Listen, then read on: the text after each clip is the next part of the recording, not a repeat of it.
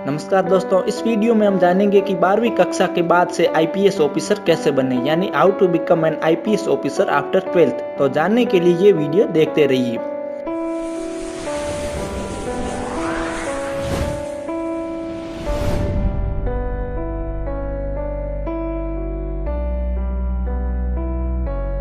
दोस्तों, सबसे पहले आपको किसी भी विषय से आर्ट्स, साइंस या कॉमर्स से 12वीं कक्षा पास करनी है।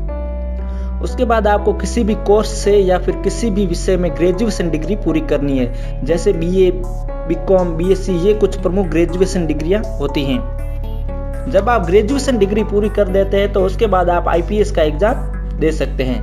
आईपीएस के पदों को भरने के लिए यूपीएससी यानी यूनियन पब्लिक सर्विस कमीशन भर्ती निकालती है। हम उसमें फॉर्म भरकर उसके बाद अप्लाई कर सकते हैं। आईपीएस का एग्जाम देने के लिए आपके पास ग्रेजुएशन डिग्री के अलावा कुछ और योग्यताएं यानी कि क्वालिफिकेशन भी होनी चाहिए, जैसे कि उस समय आपकी उम्र 21 से 30 साल के बीच होनी चाहिए, और अगर आप SC ST के छात्र हैं तो आपको 5 साल की इसमें छूट दी जाती है। आप इंडिया, नेपाल और भूटान के नागरिक होने चाहिए। शारीरिक योग्यता यानी फिजिकल क्वालिफिकेशन की बात करें तो अगर आप पुरुष हैं तो आपकी हाइट 165 सेंटीमीटर होनी चाहिए, और ये जनरल कैटेगरी के लिए है। SC ST व OBC के कैंडिडेट के लिए 160 सेंटीमीटर हाइट होनी चाहिए और 84 सेंटीमीटर चेस्ट यानी कि सीना होना चाहिए सभी कैटेगरी के स्टूडेंट के लिए। अगर महिला कैंडिडेट की बात करें तो जनरल के लिए हाइट 150 सेंटीमीटर और अन्य कैटेगरी के लिए 145 सेंटीमीटर हाइट होनी जरूरी है। इसके साथ ही महिलाओं की चेस्ट 79 सेंटीमीटर होनी चाहिए सभी कैटेगरी के स्टूडेंट के लिए।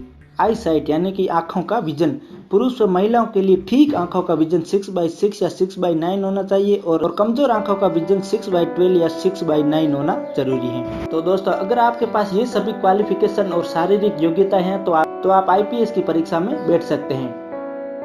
अगर आईपीएस की परीक्षा प्रक्रिया की बात करें तो ये 3 चरणों में होती है।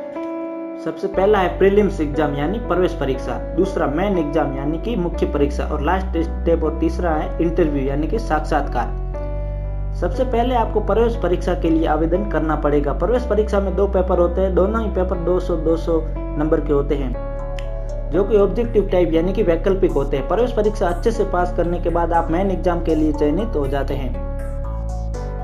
मेन एग्जाम यानी कि मुख्य परीक्षा की बात करें तो ये लिखित होती है, यानी आपको बोर्ड एग्जाम की तरह ही प्रश्नों के उत्तर लिखने होते हैं, जिसमें कुल मिलाकर 9 पेपर होते हैं। 2 पेपर क्वालिफाइंग पेपर होते हैं और बाकी 7 मेरिट के लिए होते हैं। इंटरव्यू, प्रवेश परीक्षा और मेन एग्जाम क्लियर करने के बाद आपको इंटरव्यू के लिए बुलाया जाता है, जिसमें आपको सामान्य ज्ञान, मानसिक योग्यता, व्यवहारिक ज्ञान आदि से संबंधित प्रश्न पूछे जाते हैं, जिनका आपको जवाब देना होता है। इंटरव्यू लगभग 45 मिनट का होता है।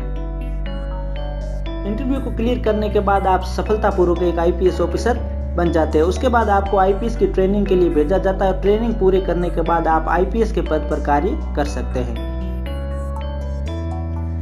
तो दोस्तों, इस प्रकार से आप एक आईपीएस ऑफिसर बन सकते हैं। तो चलिए अब बात कर लेते हैं आईपीएस ऑफिसर्स की सैलरी की। तो दोस्तों, आपको बताना चाहूंगा कि आईपीएस के अंतर्गत जूनियर लेवल से लेकर सीनियर लेवल तक कई पद आते हैं, जैसे DSP, ASP, SSP, DIG, DGP. तो इनकी सैलरी भी इनके पद के अनुसार अलग अलग होती है। अगर हम जूनियर लेवल से लेकर सीनियर लेवल तक के ऑफिसर्स की सैलरी की बात करें तो ये 50,000 से लेकर 2.5 लाख के बीच हो सकती है। तो दोस्तों, उम्मीद करता हूँ आपको ये वीडियो पसंद आया होगा। अगर वीडियो पसंद आया तो इसे लाइक, शेयर जरूर करें और चैनल को सब्सक्राइब जरूर करें, ताकि आपको नए वीडियोस की जानकारी मिलती रहे। धन्यवाद।